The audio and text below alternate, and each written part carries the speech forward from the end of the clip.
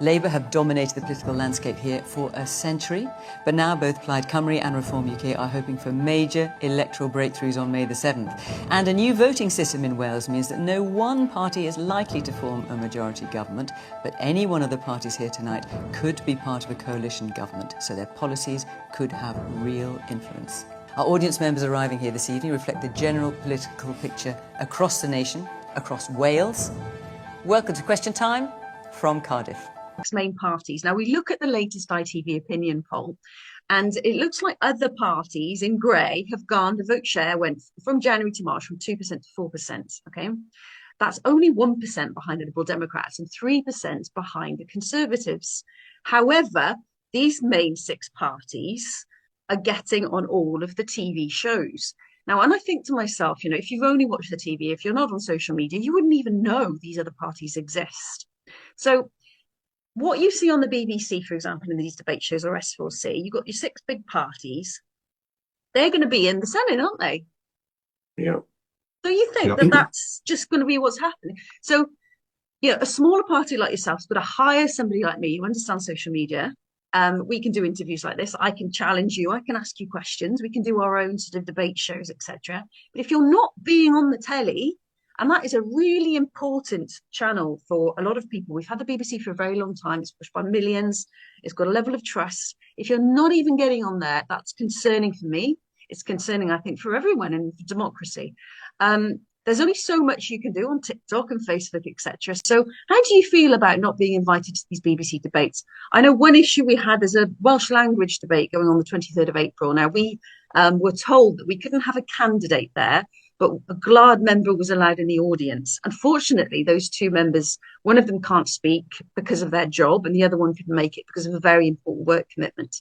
They won't allow us to replace them with other, you know, we're happy for the other GLAD people we put forward to be vetted, of course, but they won't replace them. So it just feels like there's barriers there. There's not really much of a conversation going on with the BBC. However, I know ITV have been better. So I want to talk to you about the relationship between being on the telly and newspapers. I know you can pay to be in the newspapers as well, can't you, in the run up to an election? But how do you get your message out there if you're a smaller party, and how is this impacting democracy? Well, I would say the first thing is that apart from the television, and the BBC have been atrocious, we've been blocked from some of the hustings. And the reason for that, they say, is we're taking the top six. I believe that the hustings people, whichever organisation, doesn't matter, they've taken the lead from the BBC of having the top six. And that's the knock-on effect of having the six on TV and the others not on there. It's not democratic at all. There was a meeting last night, and some other people, the individuals, the ones who are standing as independents, weren't even invited. And I think it's wrong. They should be invited. Maybe they don't turn up. But the other thing that is happening as well is that in the meeting in Lampeter, Plaid Cymru, Labour and Lib Dem, three of the top six, didn't turn up at all. Last night in Aberaeron, Labour didn't turn up at all. And there's a pattern developing here. Well, they don't need to. Listen, Gwen, they don't need to because they're on the BBC.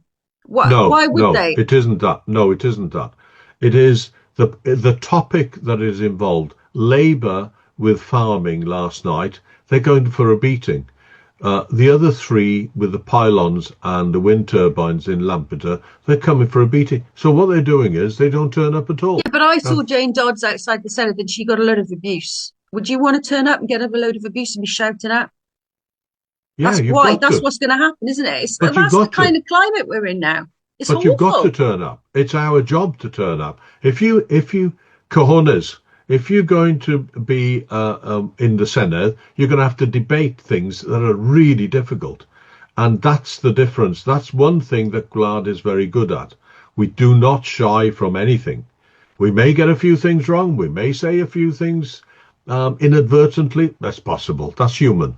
But basically, we'll be there and we'll voice things for our constituents, come what may. There was nothing new there. And it becomes a pattern from the, political career-minded that they keep on this pattern. And that isn't a pattern that's going to bring us out of this problem now. And just finally, both of you, I want to ask you one last question. So what is your message to the chap in charge of the BBC? Okay, because we're going to share this. I'm not going to say his name because I don't want him to get abuse. But I am getting angry because this is important. Okay, so I want you to think about what's your message to the BBC who are not inviting you. And I'm not talking about just being on the big debates, any kind of coverage at all. And Wales Online are the same. But what's your message to the people in charge of the sort of traditional media in Wales right now in the last few weeks of this election? I'll go over to you first, Gwyn. Resign. That will be a good start. There is no way that this is the British Broadcasting Corporation, that it is publicly owned, etc. It is not doing the job that it should be doing. I would say that people will be questioning in future paying the license fee because there are plenty of alternatives, far more, too many in some ways, but it's known as being a quality outlet, the BBC, but I'm afraid that it is going down the pecking order dramatically. I understand why GB News has a lot of support, and it's been very helpful. It's losing 100 million, but that is petty cash for some of the people who are supporting reform, and they are very reform biased. The BBC should be doing, I find it amazing really that they're not doing at least what ITV is doing, that they're not, it's not asking for an awful lot. If they had a little slot, as ITV did, bless them, for the smaller parties, and we admit we're a smaller party, we're growing, we want to get bigger, and they gave us that moment, they gave us that 5 seconds in the headline, and BBC could do that quite easily, but they refuse to.